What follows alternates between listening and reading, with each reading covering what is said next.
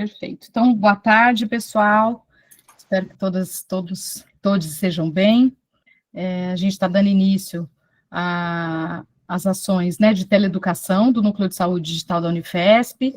A gente já vem desenvolvendo, né, as ações a partir do PET, né, o Programa de Educação pelo Trabalho, Informação e Saúde Digital, e a gente inaugura, né, hoje a utilização da ferramenta, né, do STT, para seguir nessas ações de teleeducação. Então, acreditamos que estão aqui, né, todos os orientadores de serviço, preceptores, monitores do PET, né, algumas pessoas da equipe do Núcleo de Saúde Digital, e estendendo aí, né, aqueles que têm cadastro na plataforma, né, no STT, que possam aí acionar, né, e adentrar aqui a sala a partir desse registro, né. Então, peço paciência, né, para algumas dificuldades que a gente descobrir no caminho, mas até por agora achamos que vai, né, funcionar bastante parecido com o que a gente já vem fazendo. Então, queria agradecer muito a professora Marinês, né, e Beatriz, que hoje vão cuidar desse nosso encontro informativo, e passar muito rapidamente, né, para quem não tem essa proximidade, compartilhar aí algumas informações básicas a respeito do Núcleo de Saúde Digital da Unifesp. Então, o núcleo é coordenado pela professora Cláudia Fegadoli e pelo professor Tiago Domingos, e acontece aí em parceria, né, com a Secretaria de Informação e Saúde Digital, a CEIDIG, do Ministério da Saúde, né. O objeto do núcleo é desenvolvimento e integração de tecnologias digitais nas práticas de gestão e de assistência à saúde, na perspectiva da saúde digital. Então, a gente tem entendido, né, que os recursos e soluções digitais perpassam necessariamente pela vivacidade dos territórios, né, e por aquilo que acontece no território, e que a gente possa avançar no sentido de enfrentar aí alguns desafios, né, de vazios assistenciais, né, de barreiras de acesso, no caminho aí sempre da implementação do programa de digitalização do SUS. Então, a gente tem duas portarias, né, reguladoras, né, mas as portarias principais, né, que regulam a estratégia do programa SUS digital, e que vai apontar a necessidade de que a gente trabalhe em 3 eixos, né, um eixo de cultura de saúde digital, com foco na formação permanente em saúde, então, da gente incorporar, né, as tecnologias digitais e fazer uma expansão, né, uma amplificação do alcance, né, das tecnologias aí de formação e educação. O eixo 2, de soluções tecnológicas e serviços de saúde digital no âmbito do SUS. Então, a gente vem construindo, né, uma análise da necessidade, né, de soluções tecnológicas, e o PET, né, se propõe a fazendo o desenvolvimento, né, tanto da identificação das necessidades quanto o desenvolvimento das soluções tecnológicas em si, sempre articuladas, né, com o programa SUS Digital e com as plataformas oficiais, né, do Ministério da Saúde, e um eixo de interoperabilidade, que é, de fato, construir plataformas, soluções que dialoguem, né, e que sejam aí, que tenham essa interface para produzir informações, né, que sejam acessadas pelas bases formais e oficiais, né, pensando na análise das informações geradas e na disseminação de dados e informações que apoiem, né, a tomada de decisão em saúde. Então, o núcleo, ele está organizado a partir da Universidade Federal de São Paulo, numa articulação com núcleos de saúde digital de todo o Brasil, sob coordenação aí, direcionamento da CEIDIG. A gente começa com ações voltadas né, para municípios e territórios indígenas aqui no estado de São Paulo, mas já tendo aí interlocuções, né, com outros municípios, algumas ações desenvolvidas em parcerias com outros estados, e a gente vai caminhar aí no sentido de fortalecer, né, a atenção básica em saúde, os princípios, né, a promoção de equidade, a intersetorialidade, a aplicação das tecnologias digitais ao cuidado, né, e o suporte à educação permanente, pensando avaliação e monitoramento em saúde digital. Então, a partir das portarias que regulamentam, né, as ações de telesaúde, a gente tem esse escopo, né, de ações que podem ser desenvolvidas, a gente está aqui no escopo das ações de teleeducação, mas o núcleo está iniciando, né, outras ações de telesaúde, como teleinterconsulta, teletriagem, teleconsultoria, teleorientação e telediagnóstico. E hoje, especificamente, a gente está numa ação de teleeducação voltada para uma das áreas de atuação do núcleo, que é da ampliação do acesso à atenção psicossocial, né? Então, temos aí na área de saúde mental a minha coordenação, né? Então, sou a professora Luciana Surjus, aqui da Unifesp Baixada Santista, e a gente tem 4 referências técnicas, né, para diferentes eixos na área de saúde mental do núcleo. Então, saúde mental na atenção básica em saúde, que é a professora Marinês Badaró, para quem eu já vou passar a palavra, né, que é referência técnica, a saúde mental de povos indígenas, população do campo em situação de rua, cuja referência técnica é a professora Paula André Martins, o cuidado das pessoas em uso radical de álcool e outras drogas, que a referência técnica é o Dr. João Moreira Redondo Vasques, e o cuidado das vítimas de violência, né, coordenado como referência técnica a professora Karina Cardoso. A gente sempre conta, né, com a interface das áreas de tecnologia do núcleo, e a gente queria, então, né, agradecer muito a presença de todas as pessoas, e já passo a palavra para a professora Marinês, que vai conduzir o nosso encontro formativo de hoje. Boa tarde. Com muita alegria que iniciamos essa tarefa de teleeducação hoje, tendo em vista que a atenção básica é esse espaço privilegiado, né, de acolher e cuidar, articular o cuidado em torno da pessoa em condição de sofrimento. Então, um ponto importante que a gente quer destacar aqui é justamente essa inseparabilidade, esse é um princípio básico que a gente tem da saúde mental, das demais dimensões da vida do sujeito. E isso é o que nós vamos tratar nesse encontro de hoje, né, nessa aula temática que a gente vem apresentar hoje. Para isso eu apresento a professora, a palestrante, conferencista de hoje, Beatriz Venância Dias, que pode iniciar então a sua aula, Beatriz.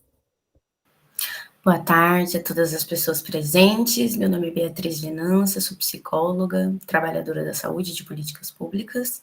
Vou compartilhar com vocês alguns slides, dando seguimento um pouco, né, ao que Maria Inês e Luciana trouxeram, né, dessa nossa proposta de teleeducação. E pensei, então, em 3 conceitos que acho que orientam um pouco o meu fazer, e acho que o nosso fazer como trabalhadores com pessoas, né, passa por esses 3 conceitos: pessoa, sofrimento, cuidado. Sei que cada um está num contexto aí, num espaço diferente, mas eu vou pedir para vocês interagirem comigo na medida do possível. Pode abrir o microfone e só me dar um alô. Porque queria começar justamente, né, um pouco com essa provocação do que é uma pessoa, no sentido de que podemos ter diferentes concepções. Se eu perguntar para um historiador o que é uma pessoa, se eu perguntar para um professor o que é uma pessoa, se eu perguntar para uma recepcionista, cada um vai ter uma ideia do que é pessoa. Então, eu queria ouvir um pouco, né, que tipo de palavras ou que ideia que parece para vocês com essa pergunta, o que é uma pessoa.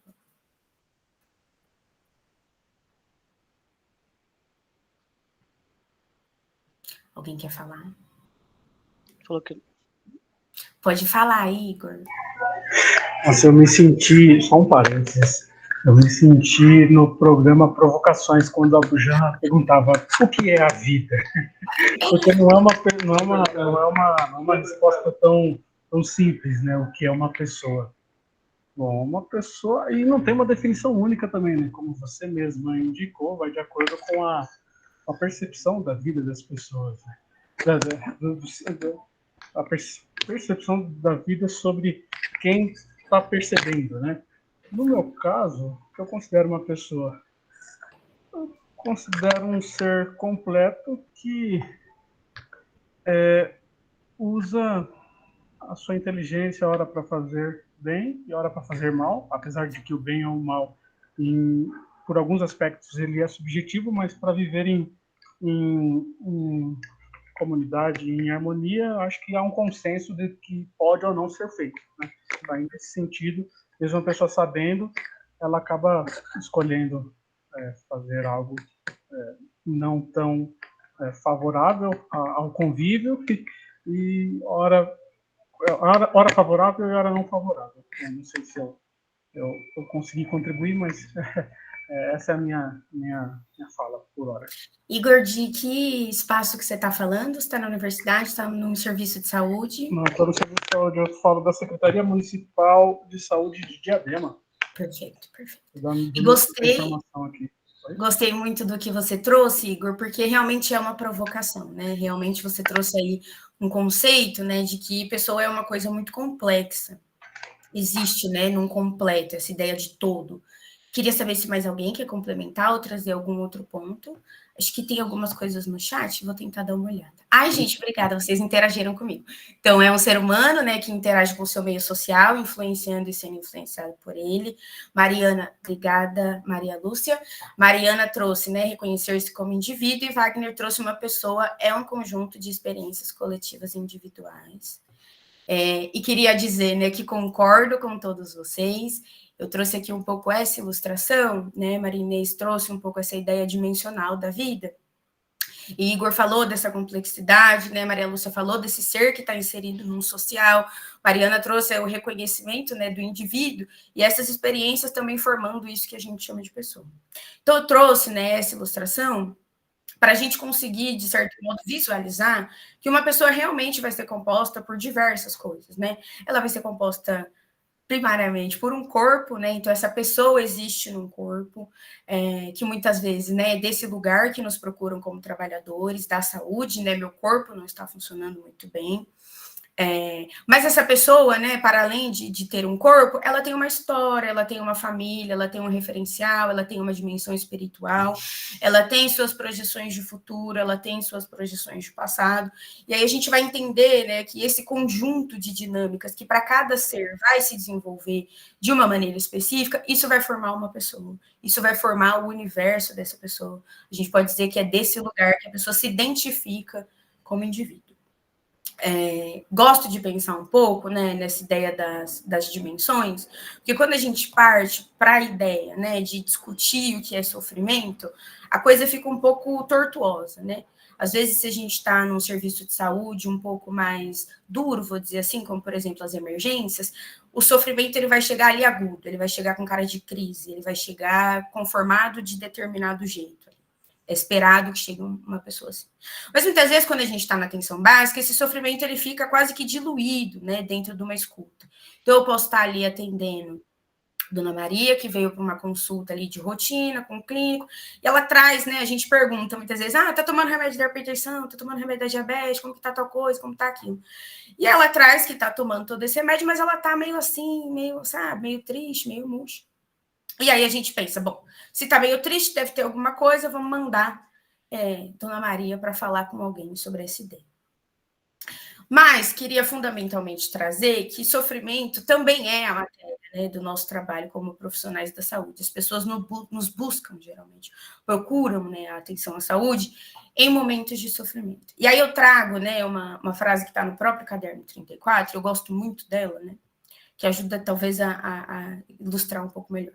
Que sofrimento não é o mesmo que dor, embora a dor possa levar a um sofrimento. Mas não é qualquer dor que nos faz sofrer. Sofrer não equivale a uma perda, embora as perdas possam ocasionalmente nos fazer sofrer.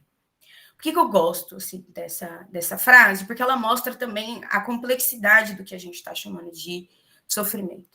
Não necessariamente eu ter uma dor, né, uma dor física, uma dor no braço, ou estar com uma dor de cabeça, isso vai me levar a sofrer. E não necessariamente também a ausência de dor significa que eu não estou sofrendo. E acho que no campo da saúde mental isso ainda é um pouco mais substancial, né?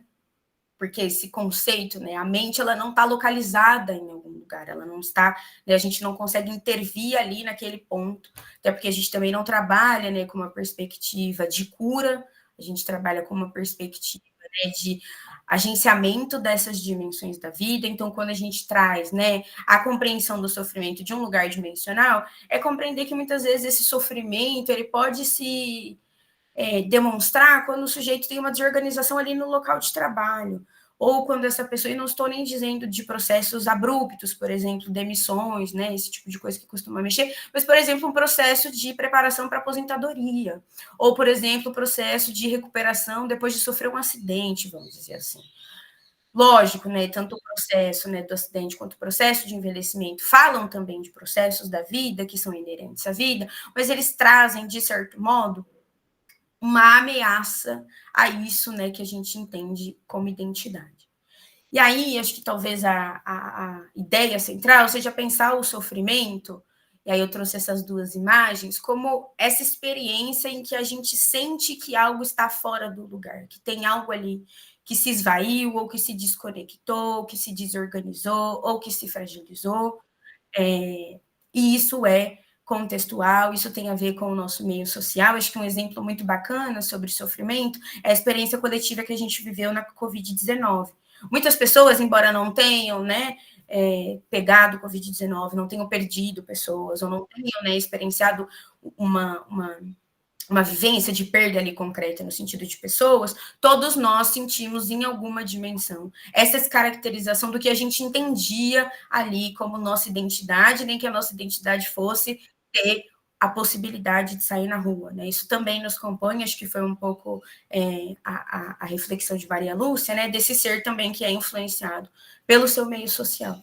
E por que trago, né? Que essa experiência não necessariamente ela é individual, mas para que a gente possa também ter essa sensibilidade de escutar o sofrimento, porque ele não vai aparecer num discurso organizado, como talvez apareça, estou com dor no joelho, estou com tal coisa, né? Esse processo também de se reconhecer diante do sofrimento é complexo. E acho que é com uma escuta sensível que a gente vai conseguindo também identificar de que lugar essa pessoa está partindo, de que lugar essa pessoa está sofrendo. E acho, né, que aí, então, a grande questão é compreender essa pessoa que está sofrendo no contexto de vida dela, que não vai ser igual ao meu, que não vai ser igual de Luciana, não vai ser igual de Igor, não vai ser igual de Wagner. As experiências não vão nos atravessar da mesma maneira.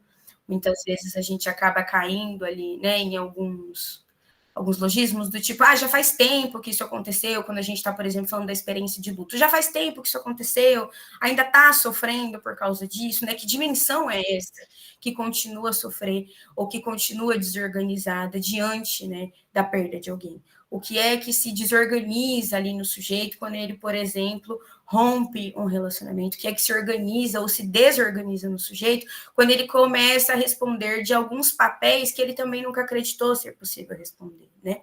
Então, para além, né, de compreender a pessoa nesse contexto de vida, para entender por onde, né, o sofrimento está passando, acho que é um pouco também a provocação que eu queria fazer sobre como a gente produz cuidado, né? Entendendo que essa pessoa é complexa, entendendo que essa pessoa tem um meio social, entendendo que o sofrimento ele vai se manifestar nessa desarticulação das dimensões da vida, do que aquele sujeito reconhece como identidade, porque tanto, né, acho que a gente vai subindo assim em complexidade, porque se a gente pensa, né, que as pessoas elas estão no meio social e elas compartilham experiências coletivas e individuais, a gente pensa cada pessoa como um mundo, e aí cada núcleo familiar como outro mundo particular, e aí a gente pensa a comunidade como um outro mundo particular, porque a experiência, né, de, por exemplo, o Igor, que está em Diadema como trabalhador da saúde, é completamente diferente de alguém que estiver em Budas Artes. É completamente diferente de alguém que estiver no Guarujá, e às vezes no próprio território, às vezes no mesmo município, essas experiências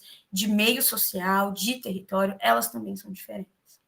E aí, né, queria deixar também um pouco e ouvir vocês um pouco sobre onde isso ressoa, nessa ideia de produzir cuidado a partir do entendimento de que não necessariamente, né, o nosso trabalho ele vai ser prescritivo, ele vai ser um tratamento, né? Muitas vezes a gente fala sobre uma produção de vida, e o que a gente está chamando aqui de produção de vida é realmente essa possibilidade de escutar esse sujeito nesse sofrimento, que é um sofrimento contextualizado, e quais são as ferramentas que a gente encontra, né, para produzir vida, né, para produzir saúde, entendendo que saúde não só, né, aquela definição da OMS, bem-estar social e tudo, mas entendendo a saúde também como uma expressão complexa de todo um processo.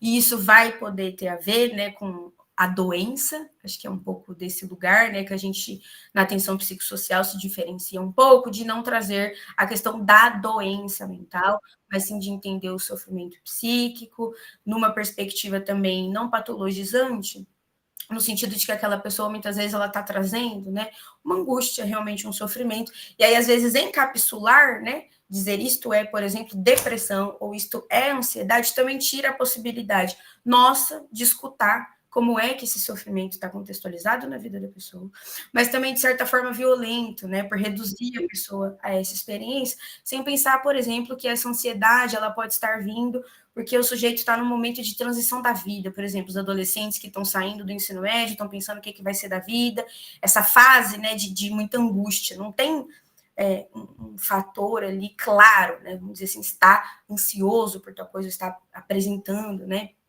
sintomas de ansiedade, mas é dessa experiência do sujeito de não conseguir, talvez, projetar seu futuro, ou de ter muita insegurança de seu futuro. E aí, como que a gente trabalha com isso, né? Se a gente vai numa lógica de sofrimento é igual doença, doença igual cura, a gente não consegue trabalhar, então, com as possibilidades de vida, né? Muitas vezes esse sujeito vai chegar sofrendo, né? E ele não quer necessariamente uma resposta pronta, mas a gente vai construindo no caminho. Talvez, sei lá, para a Marinês, que gosta de caminhar na praia no fim de tarde, essa atividade seja uma atividade de autocuidado. Mas, por exemplo, para Igor, talvez, que jogue bola com os colegas, não vai ser andar na praia, que vai ser essa atividade de cuidado, né? Pode ser que alguém encontre, por exemplo, na nossa instituição espiritual, esse lugar de cuidado, né? Então, compreendendo que todas as dimensões podem se organizar, mas também que elas podem se desorganizar, eu gosto de pensar a produção de cuidado também um pouco como acesso a direitos, porque se a gente pensa, alguém que se desorganiza ali diante do desemprego, por exemplo, essa pessoa não precisa de remédio, essa pessoa precisa de renda.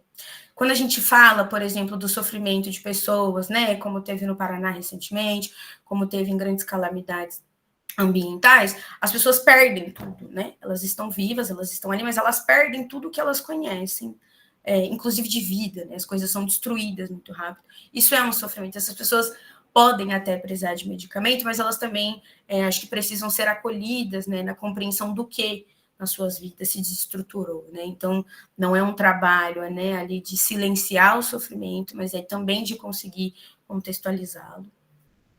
Não queria me alongar muito mais, acho que eu deixo mesmo essas provocações também no sentido da gente bater um papo do que vocês escutam disso, de como vocês acreditam que tem produzido cuidado, de como o sofrimento também chega, porque acredito que ele vai chegar de formas diferentes, né, nos serviços.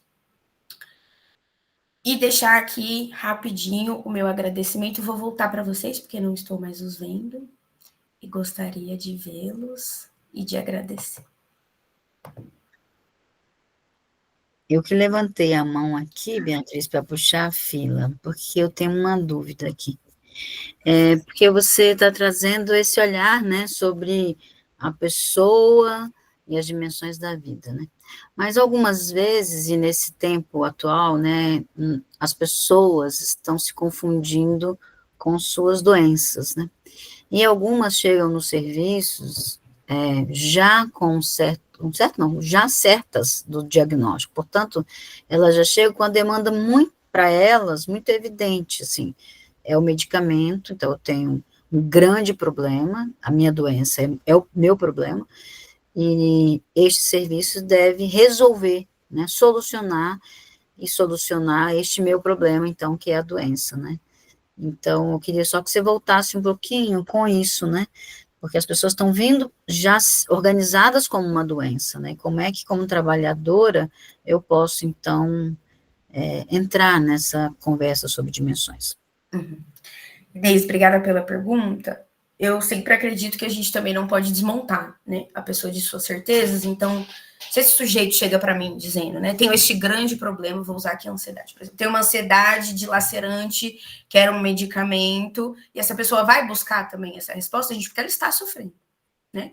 A ansiedade que vai se configurar nesse diagnóstico, a ansiedade, também é o nome que a pessoa encontra para nomear o próprio processo de sofrimento, que às vezes pode ser uma taquicardia. Eu vou ali ter uma reunião com o Carlos e começo a passar mal. Ou eu vou deitar para dormir, eu não consigo dormir, minha mente fica pensando em muitas coisas. Isso é ansiedade. Procurei no Google, me deu uma medicação, porque eu sei que isso vai me apaziguar. Acho que talvez, né, a dobra seja perguntar para a pessoa, então, o que é ser ansioso, né? Então, já que você tem ansiedade, então me diz um pouco como essa ansiedade se demonstra para você. Como é que essa ansiedade aparece na tua vida? Porque acho que talvez, né, Inês, a partir do discurso, realmente, né, a partir da escuta do sujeito, a gente vai conseguir entender onde inclusive, que esse diagnóstico está servindo. Inclusive, né, porque se a gente for pensar no contexto de vida das pessoas, para eu conseguir um afastamento do meu trabalho, por exemplo, se eu estiver vivenciando um processo de burnout, como as pessoas dizem, eu preciso ter isso muito circunscrito num CID. O problema não é o CID, o problema tampouco é a medicação, o problema é a gente entender que o cuidado se encerra aí, e não trazer esse sujeito para refletir sobre o seu próprio processo de sofrimento, para refletir também de que lugar ele está construindo isso, porque muitas vezes a resolução, né, dizer eu sou tal coisa, não amplia a percepção do sujeito, mas acaba reduzindo ele só aquilo, né? Aquele pensamento que é um pouco que a psiquiatria fez historicamente aí, com essa ideia, né, desse conceito da doença mental. Então, acho que o nosso exercício também é um pouco ir desmontando esse automatismo, né? Temos que ser nós os provocadores, né? Acho que não chegar com uma pergunta tão complexa assim como eu cheguei, tipo, o que é a vida, né, para a pessoa, quando a pessoa está dizendo minha vida está de ponta cabeça, o que é a vida, não nesse sentido, né, mas, bom, minha vida está desorganizada. O que está desorganizado nessa vida? Não sei se respondi, Inês, mas eu gosto de pensar um pouco por aí. Sim, vamos construindo esse diálogo, né? Tantas vezes já o fizemos. E eu vou continuar um pouquinho mais, já vou entregar para as outras pessoas, né? Então, tá. Eu entendi, então, o que você trouxe, né? Mas você trouxe também que esse sofrimento, ele é construído na vida das pessoas, né? Então, assim, qual a importância de conhecer o território dessa pessoa, os espaços onde ele circula, para essa composição do cuidado? Inês, eu gosto de trabalhar com exemplo, que eu acredito que é na prática também que a gente consegue um pouco entender, né, a nossa teoria. Mas vou usar aqui um exemplo, pode até ter acontecido em qualquer um dos serviços aí de vocês. Uma idosa, gosto desse público, porque geralmente a gente também olha para o... Acho que é importante até refletir isso, né? Como é que a gente vê esse sofrimento desse sujeito também.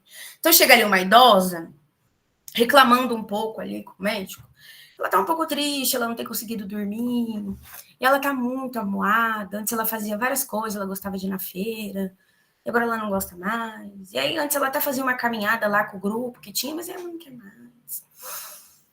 Será que essa mulher, ela precisa de remédio? Ou o que é, né, nessa mulher que a desorganizou, por exemplo, para ter um rebaixamento do comportamento? E aí a gente vai ouvir. E aí essa história vai se desenrolando, como, por exemplo, a síndrome do ninho vazio. Os filhos cresceram, os netos se foram, meu neto morava comigo, mas se mudou, agora eu estou sozinha em casa, agora eu só lavo minha roupa, só faço a comida para mim. Isso é triste. Será, então, que a produção de cuidado ela estaria ali circunscrita no espaço da unidade de saúde ou no espaço do CAPS, por exemplo? Será que a gente não consegue pensar, então, dentro do território, se essa pessoa está me falando de um esvaziamento de suas redes sociais, de um esvaziamento de seus vínculos comunitários, será que é medicamento que ela precisa? Ou será que a gente pode pensar, inclusive, com as ferramentas que a gente já tem? Olha, dona Maria, tem um grupo aqui de tarde, que é um grupo de mulheres. A senhora pode vir, rola um café, vem ver como é que é. Dona Maria, tem uma atividade que acontece ali no Centro Cultural. É um grupo que faz crochê. No final do ano, elas até fazem ali a decoração das crianças do serviço de convivência. Olha, fiquei sabendo que vai ter um projeto ali na Unifesp, que é para... Acho que Santos, né, fez isso recentemente, que é um aprendendo com o vovô, alguma coisa assim, né? O vovô tem coisas para contar, que é um pouco esse espaço de valorização das histórias, né, e do conhecimento das pessoas mais velhas. Então, acho que talvez a reflexão seja um pouco por aí, sabe, Inês? Reconhecer também nesse território quais são as possibilidades de produção de cuidado. Então, muitas vezes, né, pode ser também um sujeito que chega no território e não conhece nada desse território. Migrantes, por exemplo, chega ali no território, está um pouco desorganizado, não conhece. Às vezes o que esse sujeito vai precisar, né, para se encontrar, não necessariamente vai ser o nosso acompanhamento em saúde, mas talvez a exposição, né, junto com ele, sobre o que pode, inclusive, engrandecer as dimensões da vida. Então, se esse sujeito está chegando ali, por exemplo, com uma família, muitas vezes a produção de cuidado vai ser garantir a creche para as crianças, vai ser contar para essa família onde que tem uma atividade cultural, onde que tem uma atividade de lazer, onde que eu posso encontrar, por exemplo, acesso a serviços que às vezes não são, né, de competência da saúde, como eu disse, por exemplo, da renda, do trabalho.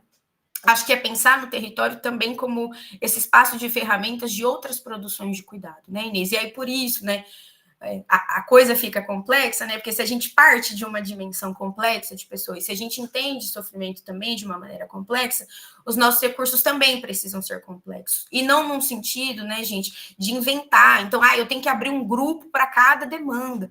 Não, gente, entender que o cuidado também se produz, né, em encontro. O cuidado se produz realmente na vida, né? E essa vida vai se manifestar de diferentes formas. Pode ser aqui, pode ser que tenham pessoas que entendam o espaço de estudo como um espaço de cuidado, que entendam, por exemplo, o espaço da prática de exercícios físicos como um espaço de cuidado, ou a prática de meditação, ou adotem, por exemplo, o vegetarianismo, ou, por exemplo, se descubram numa religião, ou se descubram numa profissão.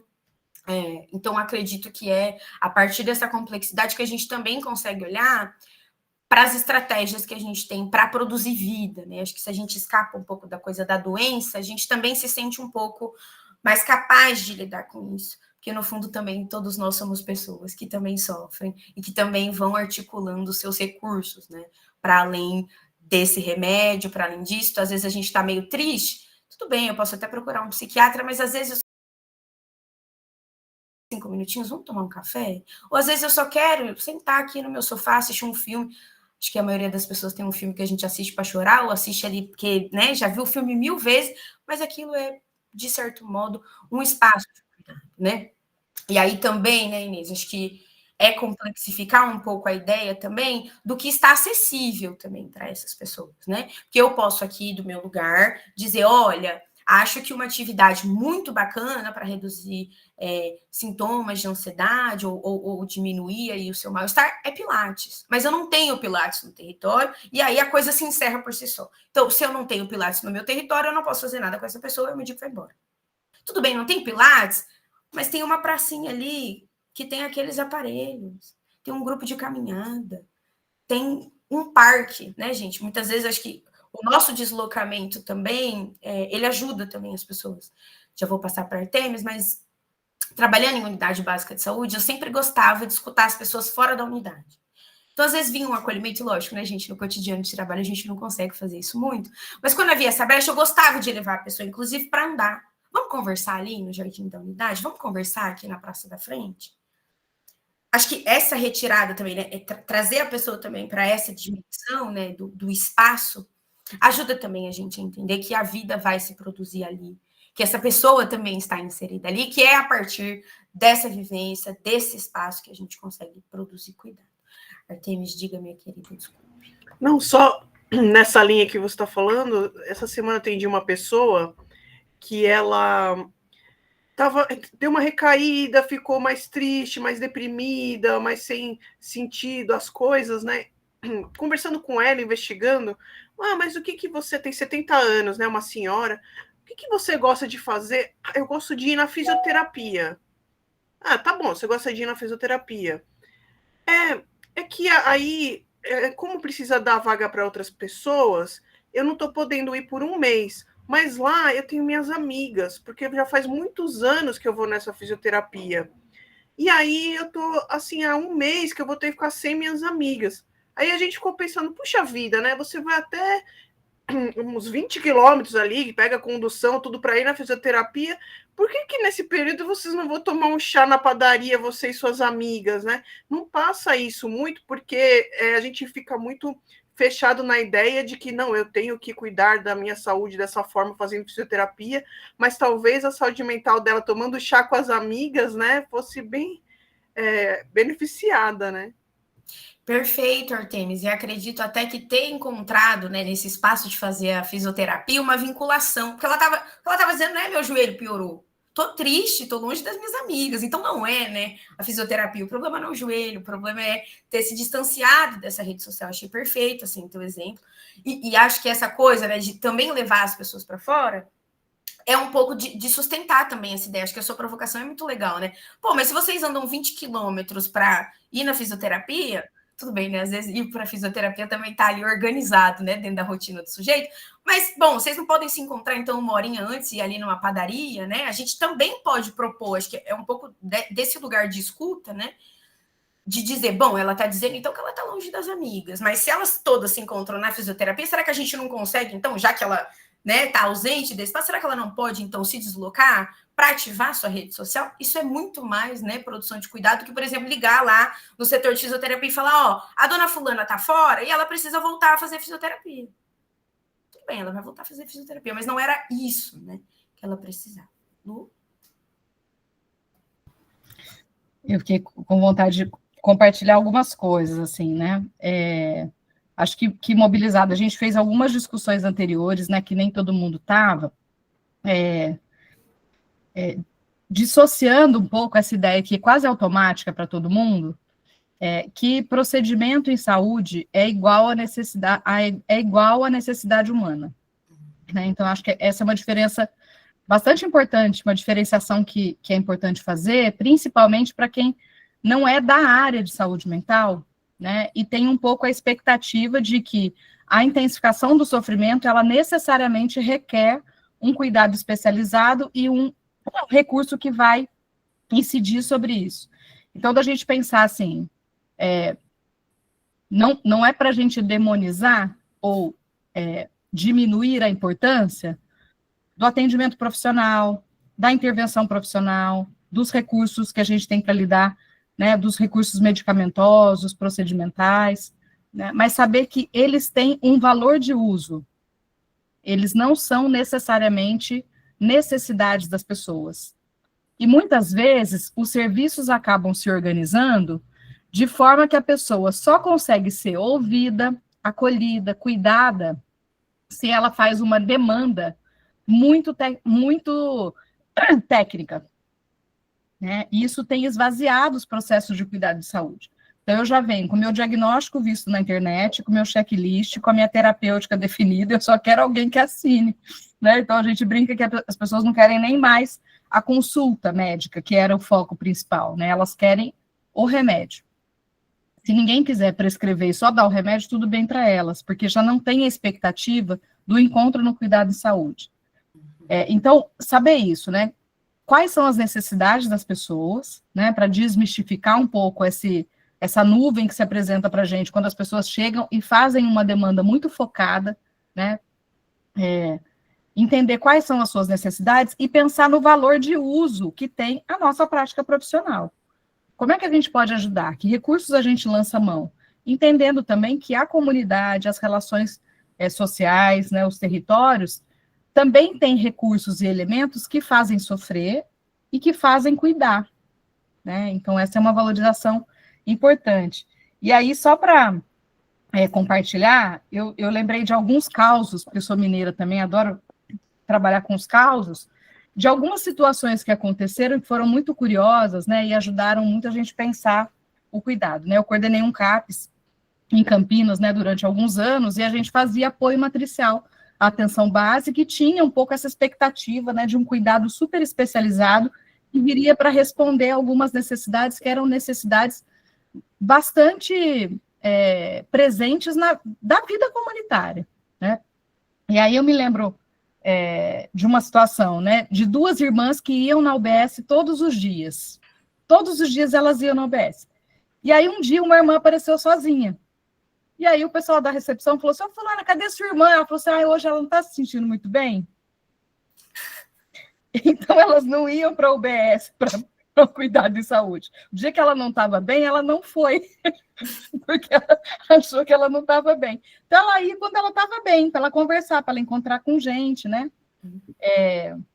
E aí, uma outra situação que eu me lembro, assim, a gente fez um apoio matricial a uma unidade de saúde, que dizia assim, olha, a gente encaminhou para vocês uma gestante, que ficamos com muito medo, assim, de ser uma depressão pós-parto, tinha um discurso que a gente leu como ideação suicida. Tá, e aí vocês fizeram o quê? A gente fez um papel encaminhando ela ao CAPS, deu na mão dela e ela foi para o CAPS. E aí, vamos ver como é que foi, né? Ela voltou, disse que está inserida no CAPS, que fazendo tratamento, a gente está super tranquilo, que deu certo e tal, que bom. Aí cheguei no CAPS, fui ver com a equipe que está acompanhando essa gestante, né? E aí a equipe diz assim, não, Luciana, nós não estamos acompanhando essa gestante. Ela veio aqui no CAPS, disse que ela estava num dia muito ruim, que a ginecologista ficou assustada com ela, mandou ela para o CAPS, ela veio para o CAPS, tomou um susto com o CAPS, falou, nossa, minha médica achou que eu estou bem louca, porque o que eu vim fazer aqui nesse lugar? E aí, a hora que ela encontrou com a profissional que fazia o acolhimento, ela disse, olha, eu acho que teve alguma confusão, acho que minha médica se assustou, tá tudo bem, eu estava num dia ruim, eu estava triste, mas tá tudo bem, estou feliz com a gestação, enfim. E ela foi embora, e ela volta para a UBS dizendo que ela estava acolhida fazendo tratamento no CAPS, para não deixar nervosa a médica que tinha encaminhado. Essa era uma outra situação. A terceira situação, são 4, tá, para vocês me aguentarem. A terceira situação, um idoso que vai, assim, perde a esposa, um casamento de 50 anos, ele está aposentado, mora sozinho, e ele vai para a unidade ser atendido, né, com a filha leva para morar junto, e ali eles fazem uma identificação, se passa por um médico da atenção básica, que identifica um quadro depressivo e pede um encaminhamento também para um serviço, né, especializado, para que ele fosse para o CAPS, né, ou que ele fosse para um ambulatório. E aí, pronto, fez o encaminhamento, vai para o serviço especializado, e esse idoso se mata antes de chegar no serviço especializado. E a última, para terminar, é um caso que tem num livro do Antônio Lancetti, chamado Clínica Peripatética, que ele vai contar para a gente de uma agente comunitária de saúde que chega numa casa para fazer uma visita domiciliar, e ali naquela casa ela se depara com uma cena que é uma mãe com 3 filhos, um deles com deficiência, e ela tinha servido no prato, para todo mundo, inclusive para ela, veneno de rato. E aí a agente comunitária fica muito assustada, a primeira coisa que ela faz é pegar todos os pratos e jogar fora e dar descarga. Ela acolhe essa mãe, ela entende o que está acontecendo, né? É uma mãe que está desempregada, não está em nenhum programa de renda, não tem com quem contar, vai ser despejada com os filhos, um filho tem deficiência, ela não tem o que comer, o que pôr para comer para os filhos, né? E a gente liga para a UBS, que responde a ela que não havia quem acolhesse naquele dia, que não tinha médico para atender e que ela devia procurar o CAPS. A gente liga para o CAPS. O CAPS diz para ela que não tinha médico, que não tinha quem pudesse acolher, que não dava para atender. A gente pega essa mãe, vai no dono da casa, que era quem estava ameaçando, né, esqueci o termo, né, de despejo, né, de despejá-la, conversa com o dono da casa, explica a situação, o dono da casa negocia mais um mês, ela vai para a igreja, negocia uma cesta básica, negocia ali com o padre um aporte, né, um apoio de alimentação para essa família, e ela vai negociar com os vizinhos uma rede de apoio para que essa mulher seja acolhida. Então, acho que com todas essas andanças, né, e partilhas, Beatriz, assim, ressaltar muito, né, que não é história de Poliana, nós não estamos num mundo lindo e que a gente pode fazer uma coisa maravilhosa, né, as situações são graves, muito dolorosas, né, mas elas não se reduzem àquilo que aparece. E se a gente colocar uma carga muito grande e supervalorizada num atendimento especializado, o que a gente vai ter são filas e filas de espera, e a gente vai continuar perdendo pessoas pelo caminho. Porque se não tivesse uma agente comunitária, que fosse a casa dessa senhora, que tomasse providências concretas com o que tinha visto, e não se abatesse com a falta de retaguarda do atendimento especializado, essa mulher e as crianças teriam morrido, né? Então, para dizer da importância que é a retomada da complexificação, né, da vida humana, né, e dessas diferentes dimensões, né, que você nos apresenta, e fazer um gancho com a necessidade de organização dos recursos disponíveis para ofertar o cuidado. Porque muitas vezes a gente fica justificando a falta de recursos. Não estou dizendo que a gente não está com a vida precária, que os serviços estão péssimos, que a gente não tem gente, que está muito difícil no serviço. Mas se a gente não for capaz de organizar os recursos disponíveis, na expectativa de que o cuidado especializado precisa acontecer, e ele, de fato, precisa para muita gente, né, a gente corre o risco de perder e continuar perdendo gente pelo caminho. Então, assim, te agradecer muito, né, a apresentação, né, as provocações, enfim, mas queria colocar essa dureza, né, das histórias que se impõem quando a gente passa a olhar para a vida nessa complexidade, né, que você nos coloca. Luciana, gostei muito do que você disse, queria complementar também dessa última frase, dessa última história, que quem produziu o cuidado foi a agente comunitária de saúde. Que muitas vezes, né, numa compreensão da lógica, né, gente, vou dizer aqui que não somos nós que pensamos isso, mas existe um ideário de que o médico está ali no topo da cadeia de saúde, ele é o objetivo final, e aí todos os outros profissionais, os não prescritores, vamos dizer assim, não conseguem produzir, ou produzem um cuidado que não é cuidado, produzem uma saúde que não é saúde, né? Fica um pouco perdido quando a gente pensa que cuidado é, por exemplo, exame, consulta, receita. Exame, consulta, receita. Eu sou psicóloga, eu não faço ideia, né, de como faço uma solicitação de exame, eu não faço ideia de como prescrevo uma medicação, eu não sou uma especialista. E aí, quando a gente vai pensar, né, nesse lugar da agente comunitária de saúde, que é um lugar de muito privilégio, porque é esta agente comunitária que vai perceber os movimentos do território, e acho que, né, a tua fala é brilhante no sentido de acionar os recursos, porque talvez o pessoal da UBS, ainda aqui no território, não conhecesse os recursos. Não sabe que ali tem uma igreja, que ali tem uma paróquia, que ali tem um espaço que pode entregar uma cesta para essa mulher. Não sabe que no escadão tem uma senhora que cuida do filho dos outros e pode cuidar do filho dessa mulher. Desconhece, inclusive, por exemplo, que essa mulher está passando fome. Né? E também desconhece, por exemplo, que existe um serviço de assistência social que poderia, né, atender essa mulher. E isso, gente, não precisa de CRM nem CRP. Acho que também, né, falei para, né, a gente não quer inventar a roda, nem precisa inventar recursos, mas é no sentido de reconhecer que todos nós, como trabalhadores, podemos produzir cuidado. E não é nem como trabalhadores de saúde, gente. Como professores, nós podemos produzir cuidado, como amigos, nós produzimos cuidado, como família, a gente produz cuidado. Então, é pensar que nesse lugar, se a gente simplifica, a gente perde realmente, né? Muitas vezes essa perda física não deu tempo de chegar na pessoa, mas também pode ser uma perda subjetiva, né? O que acontece também quando a gente silencia toda aquela experiência de sofrimento com uma prescrição, supondo que aquela mulher tivesse sido atendida aquele dia por um psiquiatra e receitassem para ela vários benzodiazepínicos. Não ia resolver o problema, ela ia continuar sofrendo, né? Então, muito obrigada aí, gente. Queria saber se mais alguém gostaria de colocar alguma coisa. Alguém aqui do grupo pode escrever aqui ou quer falar? O Igor tinha colocado antes, né, na sua reflexão anterior, que a pessoa, às vezes, ela não quer uma solução em si, né? Ela quer um espaço, né? E eu fiquei pensando, né, a gente está tão precarizado, né, a atenção básica precarizada, uma vez que a gente está aqui no contexto da atenção básica, né, da saúde mental, na atenção básica, assim, a alta rotatividade dos trabalhadores, né, o cansaço, né, o aumento da demanda, da pobreza, da miséria, onde estão essas pessoas, né, as questões, então, que vão acionar, né, vão desorganizar esse jeito aí que a pessoa estava lidando com a vida, né? E o fortalecimento desse jeito biomédico da gente mesmo se ver, né?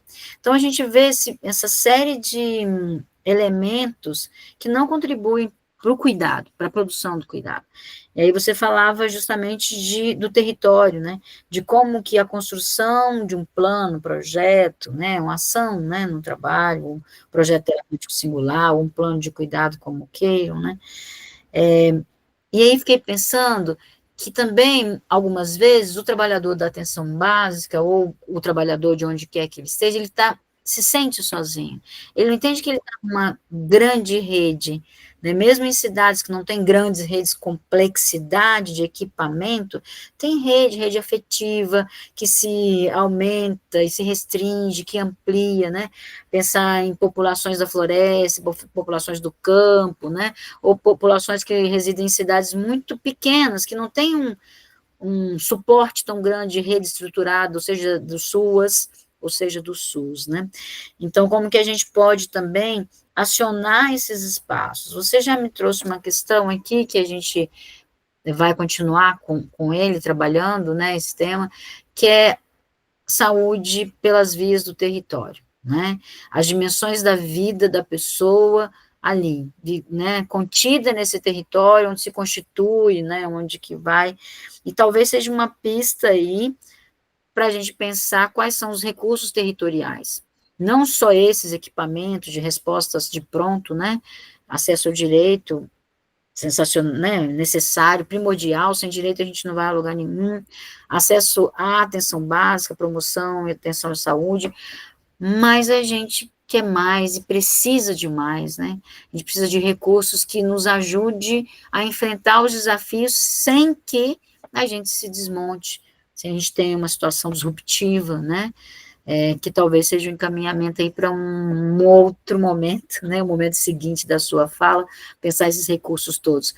Mas eu queria voltar e vou passar para a Maria Lúcia, mas tem uma questão aqui que a pessoa fala do aumento do sofrimento mental associado à diminuição da capacidade de cognição e memória. Ou seja, a gente tem uma velocidade e cada vez o trabalho, o mundo exigindo a gente ser mais sagaz, mais veloz, mais produtivo, entender muita coisa ao mesmo tempo, guardar muita informação, né? E aí a pessoa está trazendo justamente este ponto aqui, escreveu, tá? Então, o Valmir escreve isso, né? Quando perceber que precisamos de ajuda no momento corporativo de altas performances, não só corporativo, né?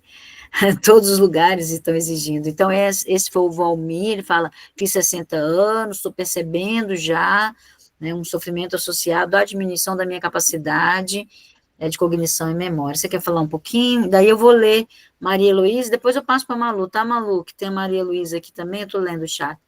Quer falar, Beatriz, ou quer que eu leia Maria Luísa aqui? Quero, porque eu fiquei pensando, né, Valmir, quando perceber que precisamos de ajuda. Acho que só você vai poder dizer se foi essa a tua experiência, no sentido de que o processo de envelhecimento, a gente espera, né, no sentido lógico, que vai ter um decaimento, né? A pele cai, perde um pouquinho de força muscular, tem esse aspecto da cognição. Isso é um processo, vamos dizer assim, natural do envelhecimento. Mas, se você me diz que percebe esse aumento, acho que só você pode dizer, né, Valmir? Provavelmente essa experiência de maior demanda no trabalho, diante desse reconhecimento de algo na sua identidade, na sua capacidade que se transforma, é a chave, né? Quando perceber que precisamos de ajuda. Esse sofrimento que está ali, entre aspas, contido, né, no teu aspecto corporal de identidade, mas que reflete no trabalho, ele vai falar também de um lugar que você ocupa. Então, acho que esse sofrimento, né, Valmir, quando perceber que eu preciso de ajuda, acho que só você vai poder dizer no sentido de que o sofrimento ele vai afetando também outras dimensões da vida. Então, se esse sofrimento ali que se inicia no trabalho, por exemplo, começar a te afetar a ponto de você se retrair muito, não querer mais sair com as pessoas, ou ir perdendo, né, o interesse, né, isso que a Maria Inês falou, não entrar em ruptura, no sentido de não desorganizar todas as dimensões da vida, né?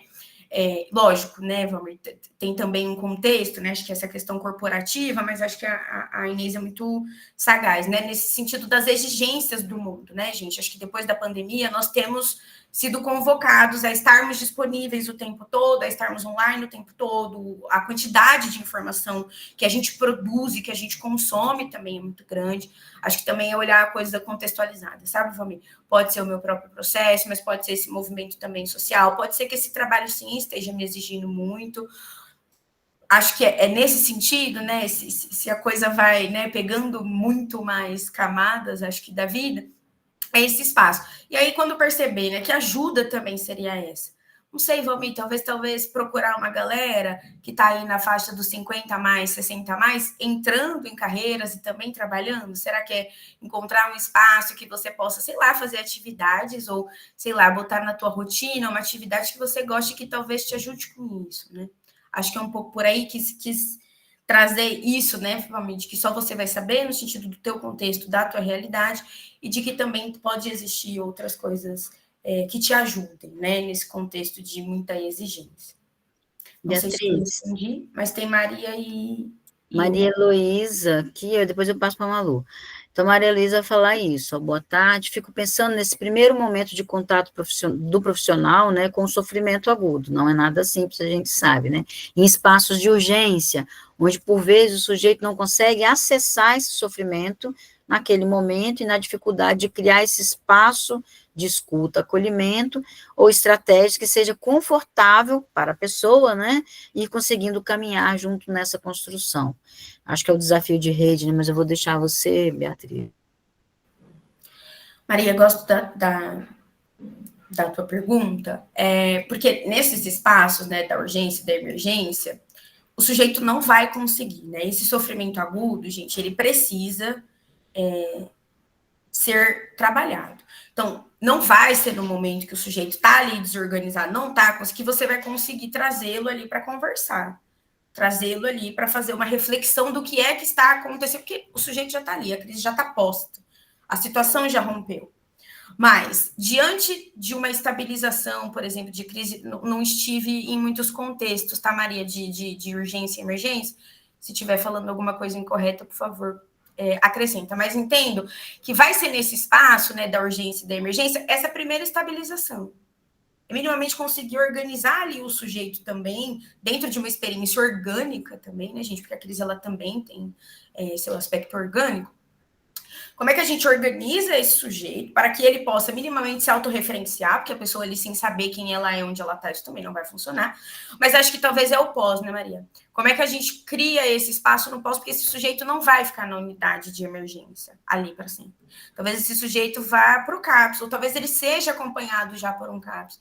Então, acho que a ideia, né, de articular a rede, talvez de fazer uma contrarreferência, de entender o que é que desorganizou aquele sujeito, o que é, né, que leva, por exemplo, não, esse sujeito, ele já estava há um tempo aqui no CAPS sem vir para buscar a sua medicação, então pode ser uma coisa de medicação ou não, essa pessoa sofreu perdas muito abruptas, inesperadamente, perdeu muita gente, se desorganizou, né? A pessoa não vai conseguir dizer isso, mas acho que é na rede, né, que a gente vai também conseguindo se instrumentalizar melhor para produzir, né, essa escuta e esse acolhimento que muitas vezes realmente não vai ser ali na UPA, não vai ser no PAI, não vai ser o pessoal do SAMU que vai conseguir fazer isso, mas acho que é o que a gente faz no após, né, o cuidado para além desse momento de intervenção que a gente precisa fazer. Não sei se te respondi ou se te ajudei a pensar. Queria ouvir Maria Lúcia. Obrigada, Beatriz, pela colocação. Eu acho que uma coisa que a gente precisa pensar muito é do ponto de vista do cuidador, quer dizer, o cuidado com o cuidador. Então, que começa desde a capacitação técnica, mas que passa muito pelo próprio equilíbrio emocional da pessoa, porque alguém que não esteja minimamente equilibrado não vai ter condição de acalmar a pessoa, de tentar colocar um foco, né? Então, acho que dentro da capacitação, a gente não é uma questão simplesmente técnica, eu acho que a gente precisa tratar muito com essa questão da saúde mental do próprio trabalhador da saúde.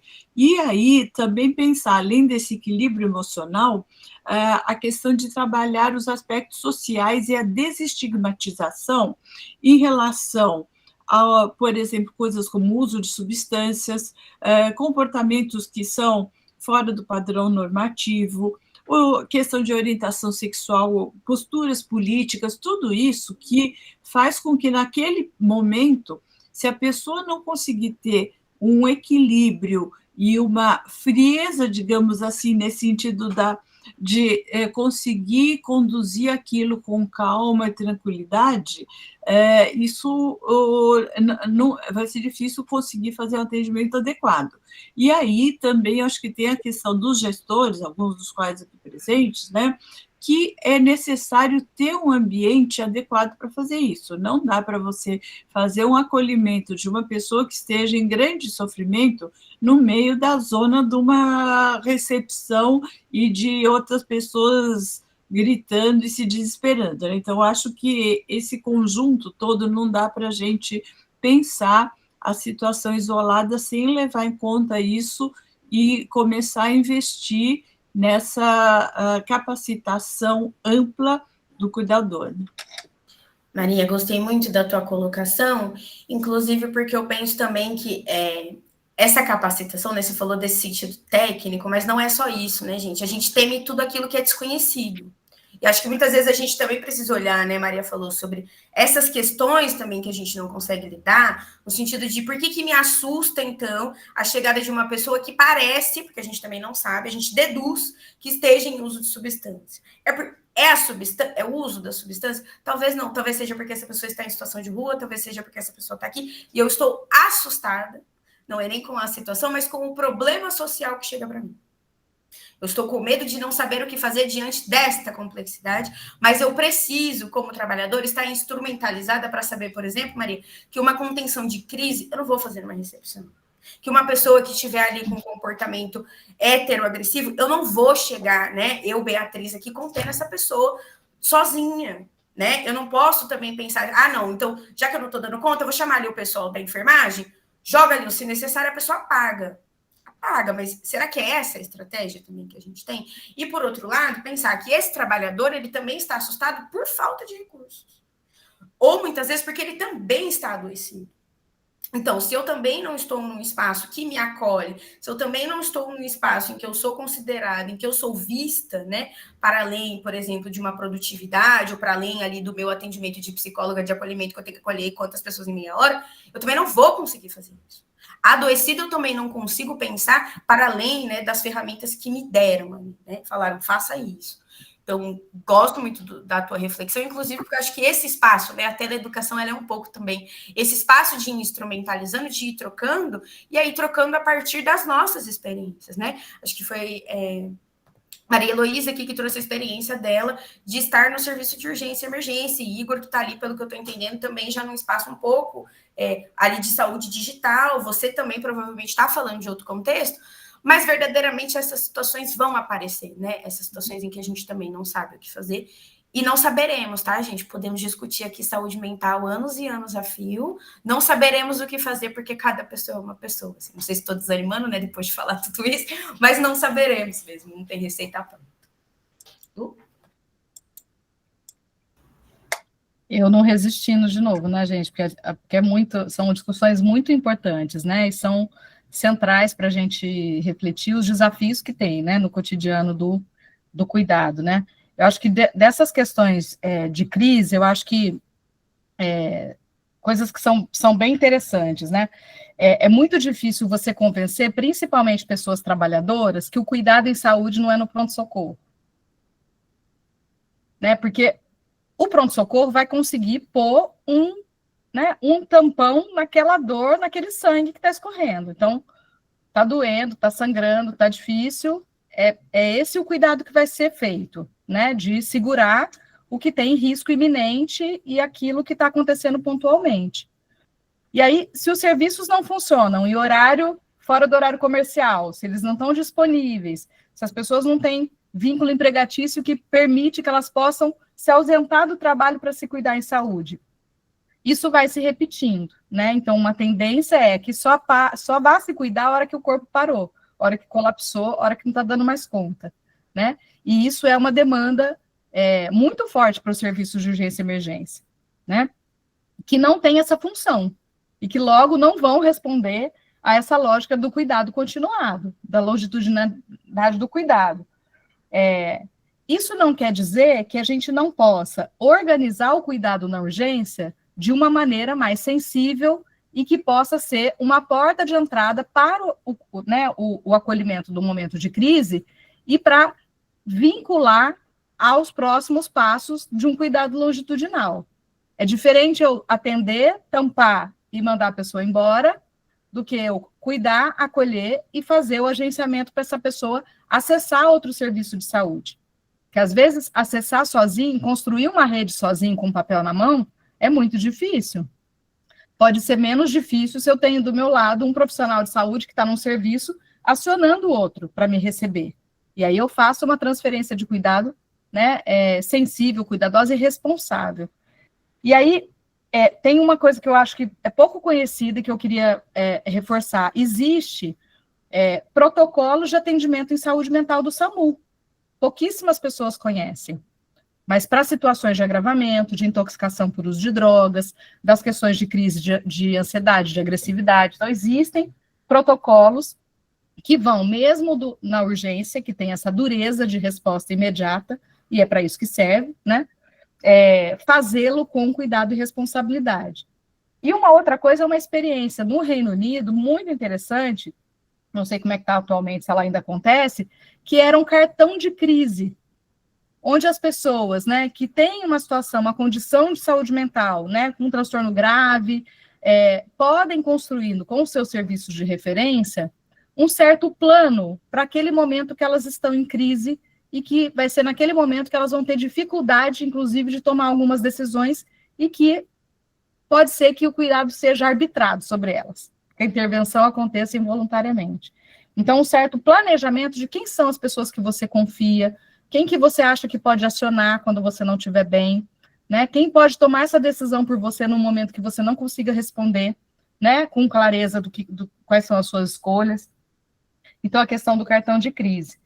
E, por fim, essa questão que a professora Malu colocou, né? Eu acho que podemos olhar por duas vias também, que é uma coisa o preparo profissional, né? Para lidar com isso, e um cuidado que o cuidado ao cuidador não seja colocar o profissional numa postura passiva, né, e patologizá-lo, que às vezes é muito isso que acontece, aí um colega atende, medica, e ali vai ficando aquela bola de neve. Então, assim, questões de condição de trabalho, né, que impõem e geram sofrimento para o trabalhador, então não ter gente suficiente, não ter condições mínimas de trabalho, não ter garantidos os seus direitos, né, os recursos para o trabalho, isso gera sofrimento e isso precisa ser tomado como uma luta importante que precisa ser feita, né, em nome do cuidado também às equipes. Como o que Beatriz vai apontando, né, que os espaços de formação, a supervisão, reuniões de equipe, são espaços para compartilhar conhecimentos e organizar o cuidado de maneira a ficar menos só, né, numa responsabilidade alta de responder a essa complexidade, né? E, por outro lado, a questão das famílias, Malu, que eu acho que também entra um pouco nisso que você aponta, que várias vezes o serviço, a pessoa não vem, quem vem é a família. E se a gente coloca isso como um equívoco, pode ser que a gente deixe um recurso territorial de cuidado fora, que às vezes o que a gente consegue é cuidar da família até chegar na pessoa, né? Então, ter essa clareza que não adianta ficar brigando com aquela família problemática. Ai, olha lá, já viu fulano, já viu a mãe dele, como é que é? Ah lá, você já foi naquela casa? Aqui temos, não temos outra, não temos varinha de condão, inclusive se a gente for olhar para a nossa família, a gente vai lembrar também, né? Por que a gente é assim e é assado, né? Então, são essas famílias que a gente tem, são os recursos, às vezes as soluções terapêuticas caminham, inclusive, para um afastamento, né, de viver longe da família, né, mas essa questão familiar, assim, como algo a ser, por exemplo, as pessoas em situação de rua, para que vai ficar pondo uma insistência de resgatar a convivência familiar se já tem uma outra família que é da rua, né? Então, como é que a gente vai, né, incorporando essa possibilidade de fortalecimento dos recursos territoriais, entendendo também a família, né, como esse lugar de possível cuidado ou de geração de sofrimento, né, para que a gente inclua, e que não fique sozinha também, né, porque a família também sozinha, nas situações de agravamento, é a família que vai amarrar no fundo da cama, que vai construir o quartinho para ficar trancado, né, e como é que você vai julgar as pessoas que estão sozinhas, né, tentando dar conta de algo sem, né, uma resposta aí nessas situações mais delicadas, né? Karina? Pode ser Karina agora? Depois Luciana. Luciana primeiro, ou Inês, aqui na ordem para mim aparece. Aqui Luciana na frente, Isso.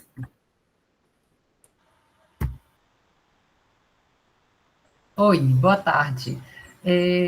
Para quem não me conhece, eu sou a Luciana, né? Eu trabalho no Memult, em Santos, e muitas, né, coisas que vocês vieram falando, né? Eu fico pensando muito das dificuldades que também já foi falado, mas eu acho que reforço a questão da dificuldade, né, desse acesso das pessoas com questões de saúde mental na atenção básica, né, nas unidades de saúde de atenção básica, mesmo na estratégia de saúde da família, né?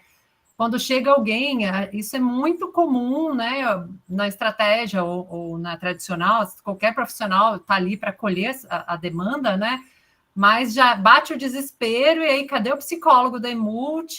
Se não tem psicólogo, cadê assistente social?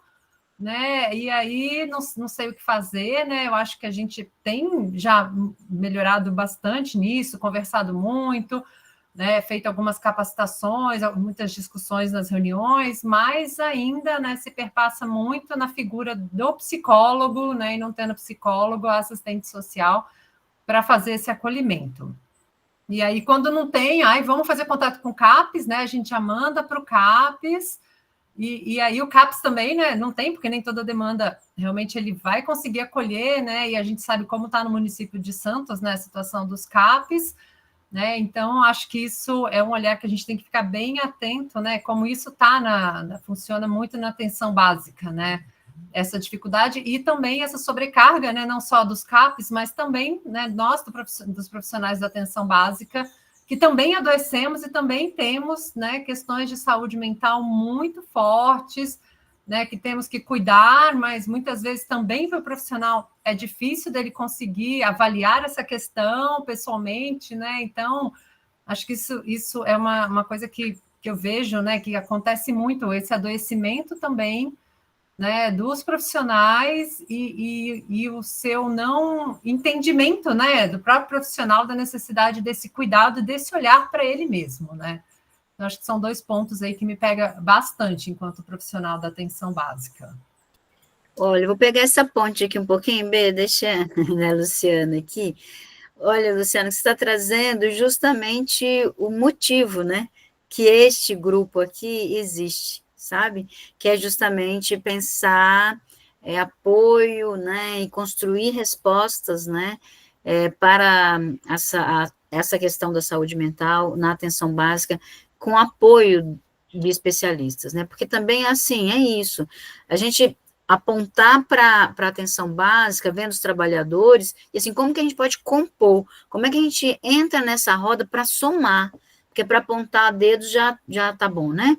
Então, assim, esse grupo, né, vou dizer assim, eu estou junto com uma equipe, Beatriz está aqui, a Artemis está aqui, Luciana está, né, coordenando a gente, assim, essa é que é a encomenda, né? Vamos ajudar a atenção básica a construir recursos epistemológicos, instrumentais, porque, assim, o trabalhador da atenção básica, que ele está ali com o instrumental que a ele, né, naquele momento, né, é o que ele tem.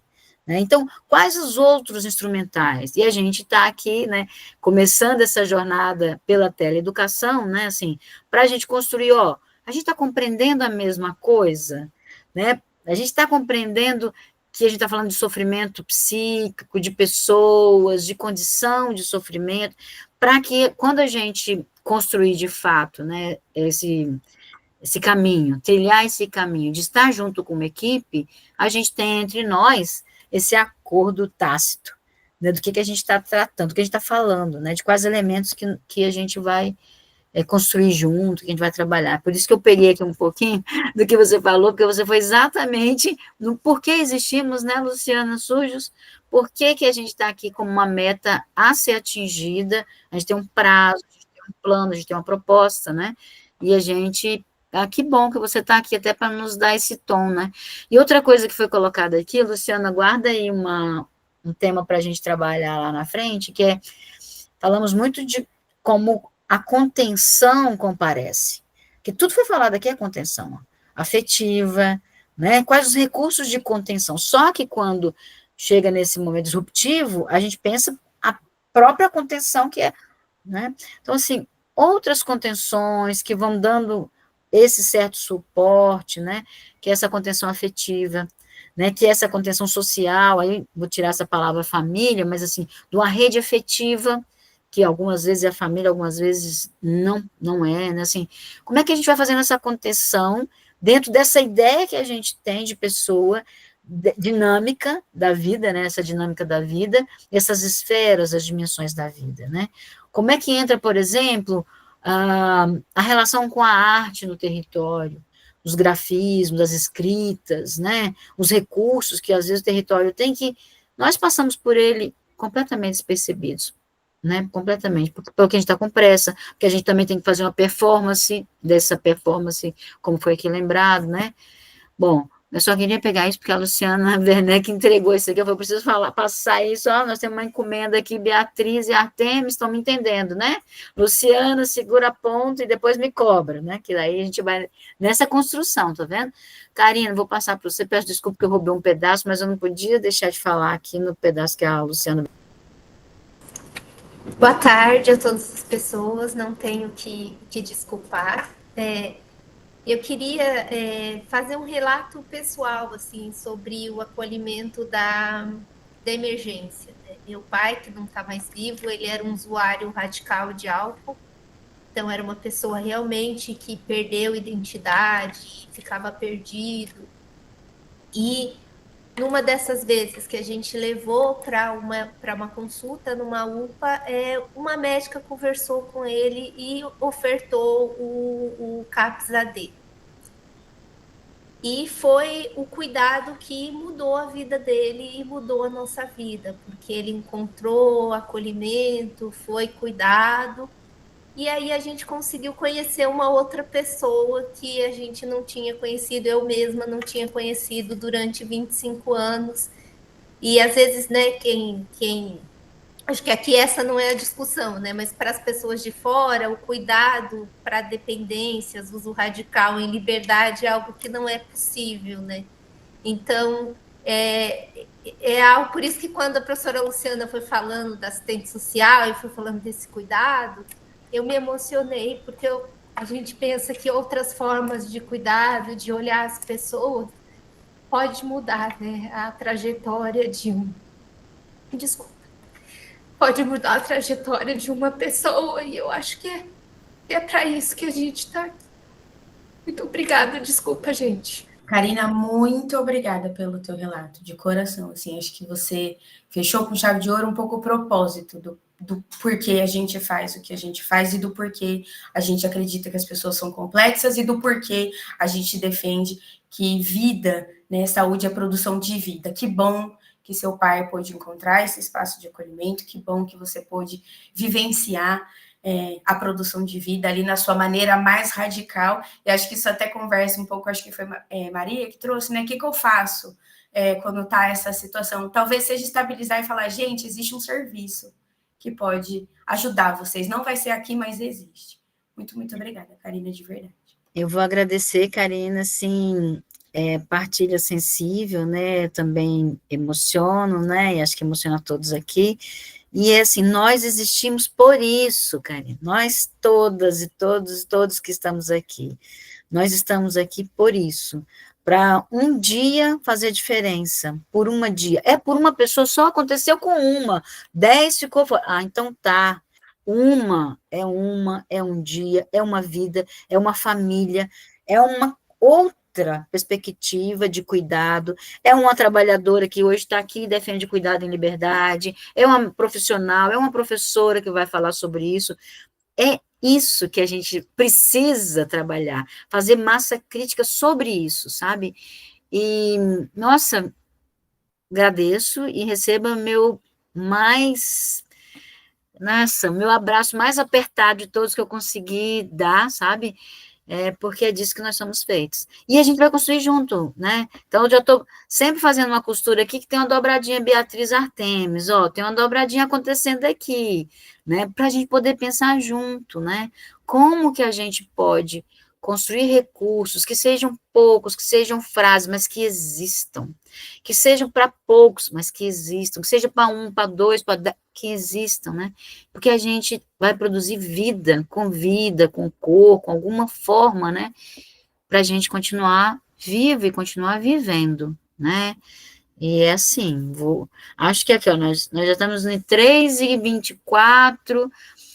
Só para gente, como nós estamos nesse treino, eu vou pensar uma coisa aqui para a gente pensar, ó.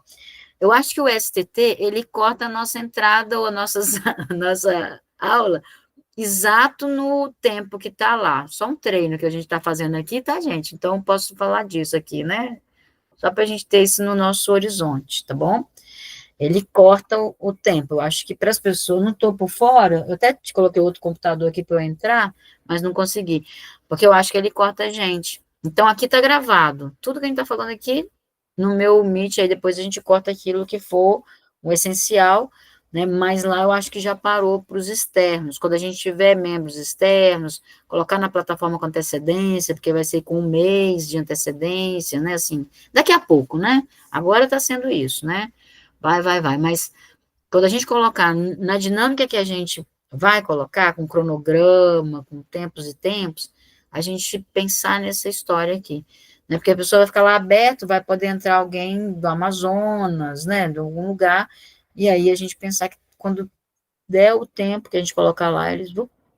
Eu acho que é isso que está acontecendo. Tá, mas olha, eu posso falar o quê? Que só agradecer Beatriz por ter feito esse começo, né? A gente está todo mundo aqui no treino, a gente está, né, afinando, né?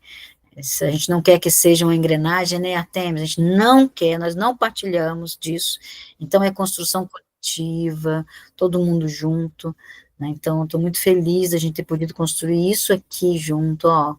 Pequeno, miúdo, mas massa, né? Bonito, vivo, né? Cheio de aprendizagem, ensinamentos. Eu já vou passar para outra pessoa que está aqui. Alguém pediu a palavra ou colocou a mãozinha? Alguém está vendo? Não? Tá. Então é isso, eu posso devolver de novo para a Lu e a Beatriz, ou como vocês queiram. Eu só queria agradecer mesmo todo mundo que está aqui hoje.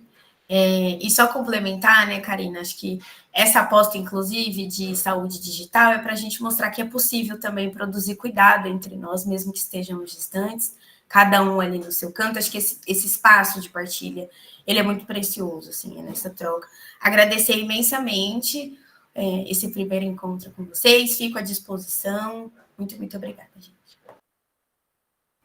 Muito obrigada, Beatriz, Marinês, né, Karina, também um abraço muito apertado pela tua generosidade aí da partilha. A gente siga juntos aí na discussão, e quem entrar depois, ou que entrar, que não participa aí do PET, a gente vai seguir com as nossas agendas agora, oficialmente, né, de teleeducação, por essa via. Então, vamos tentar aí, no decorrer da semana, resolver o que teve de perrengue de cadastro, né, mas acho que já foi uma boa estreia intensa, né?